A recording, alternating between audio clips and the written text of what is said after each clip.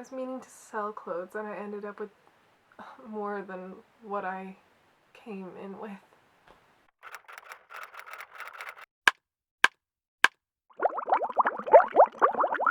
I have a haul.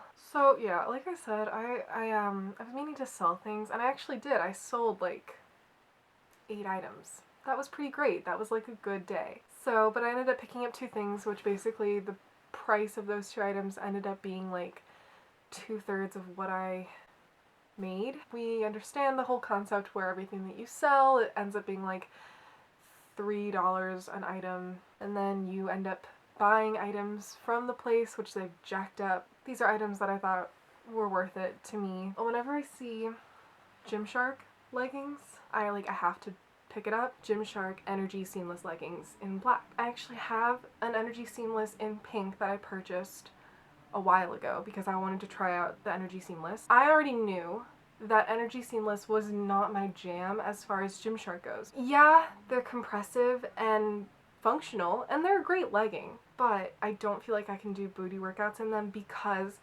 they do run a little sheer sometimes, and then also I don't like having eyelets. I feel like I'm going to stretch them and it's just gonna end up looking worn down really quickly and or rip. Like they're just gonna rip. However, I have seen Energy Seamless on people in black. It looked really sleek and kind of sexy because the eyelets kind of give almost this lace effect, like a lingerie lace effect. And I had been eyeing those on Poshmark for a while. Even on Poshmark with an Energy Seamless, you can get it down to maybe like $15 at the cheapest. Then the shipping makes it like $23. So for me, finding these in person, that was a great deal. So one of the items that I got from that buy sell trade store were these Brandy Melville gingham Tildons. And in my opinion, Tildons are one of the only good things to come out of Brandy Melville.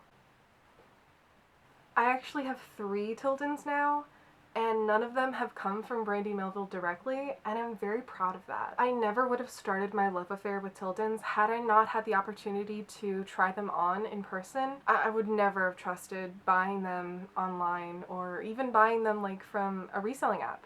I bought my second pair from a reseller app, but that was because I had the knowledge from the first ones that I bought. On a Brandy Melville girl, Tildons will fit like a loose fit, straight-legged, slightly longer, but showing a little bit of ankle trouser pant. They look very effortless, very not trying hard. On me, Tildons are an elastic band stretched all the way to capacity that forms a downward dip in the back to accommodate for bootay, and they are a skinny fit capri. So there's a disconnect there. Now one might ask, why would you want that? And why would you continue wanting that for 3 conscious purchases? And while it's true, it's not the original intended fit of the Tildons, it becomes an all new type of pant for me, and I like it. I like the way it fits. I wish that a company would come out and just make multiple sizes of that exact design. That would be splendid. I also really liked the fact that these were checkered in gingham because they look like chef's pants, so I can say that they have chef's kiss. That's my dad joke of the day. Don't judge me. So my next item that I picked up from Urban Outfitters, actually, you can find a treasure in the sale section of Urban Outfitters. What I found this time that was a gem was this House of Sunny granita dress. Out the gate, it doesn't fit me, it's too big on me, and I'm really upset about it. But just imagine this beautiful corset detailing fitting snugly on my waist. Ugh, it's one size too big for me. Ugh, light green mini dresses for some reason just are attracted to me like a magnet. I can find them better than I can find any other garment, apparently. I'm also really mad that I can't keep this dress because House of Sunny does this thing where they sign their company name onto their prints, and when a company signs their own print, that just screams to me, we're so rich and bougie that we can afford our own print designer, so we're gonna sign it and make sure everyone knows it. You're gonna wear a scribble and you're gonna like it. So the next item I got was this Urban Outfitters UO cheetah print cropped cardigan. I really loved this because it gave me like 60s beatnik retro at a coffee shop reading poetry Audrey Hepburn vibes. I imagine styling this with black cigarette pants and perfectly coiffed hair a la Audrey Hepburn in the dead of autumn and having that be a complete look and just basking in it. Moving on, I went to just the regular Goodwill. For some reason that Goodwill, I just do really well. So the first thing I found that was actually like one of my favorite things ever, Faithfull the Brand Kiara?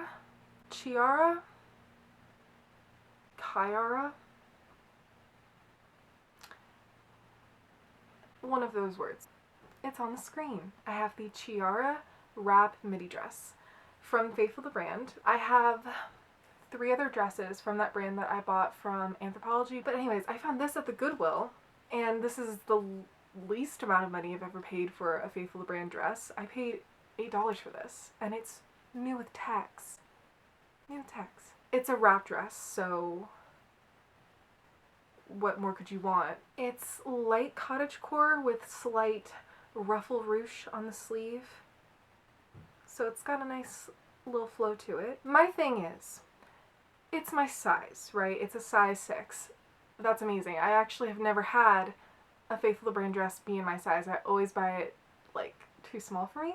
Anyway, this one's an actual size 6. But because I cinch it up for dear life around my waist, the modesty hook and I just pass right by each other on the road. They weren't able to park right next to each other on my chest. So they're useless. My modesty is lost, and so goes my innocence. So it's awkward, but I gotta keep eyes on my crossover, which in turn prompts a very awkward double chin inducing look down with T-Rex arm primping. So the next item I got from Goodwill was this tiny plum Quintana embroidered button-down top. For those of you who don't know, Tiny is a brand sold through Anthropologie where I work. So first and foremost, this would just be a great work top to have. You could just make a cute look, very simply, which is nice sometimes whenever you don't want to put too much effort into what you're wearing to work. It was just giving me like really good dark autumn vibes. And I'm also just really into embroidery too, so that was another plus. And it also took me back to the early 2000s burnout velvet trend that somebody needs to revive. Like, does anyone even remember that trend? It was kind of great. Burnout velvet is so underrated. I feel like I should own a yurt and do ceramics in this top. Like, can't you just see me being that woman? I would love my life. It'd be great. I'd be so calm. So the next item I have is this Roberto Cavalli snakeskin print lace-up top. You see Roberto Cavalli? I've never found Roberto Cavalli before, so this was a very exciting find for me. I am a sucker for vintage designer pieces, so I will always grab them when I can get my grubby little fingers on them. This top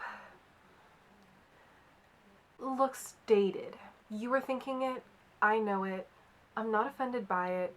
It really looks like it was a top designed exclusively for the Missy market, and there's just no getting around it. There's nothing wrong with that except for the fact that I'm just not part of that demographic yet. Were this top not Roberto Cavalli, I probably wouldn't have picked it up. I don't usually advocate being a designer snob, especially about something that you aren't particularly necessarily 100% in love with. However, I do have a mental scavenger hunt going on in my head where I'm trying to check off all the designers that I can. It was worth it to me to pick it up. I do believe I can make this top work for me though. I think it can be styled and can be current. And I'm just really glad I picked up a snakeskin from Roberto Cavalli, because if you don't pick up an animal print from Roberto Cavalli, like, did you even find Roberto Cavalli? I don't think you did.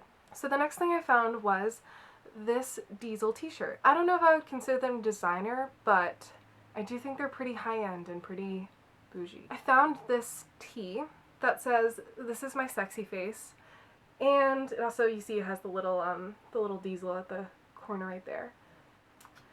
I just thought that this was kind of cute. I don't know, maybe it's a little corny. Like, you could wear this with so many different things. It's kind of an interesting message.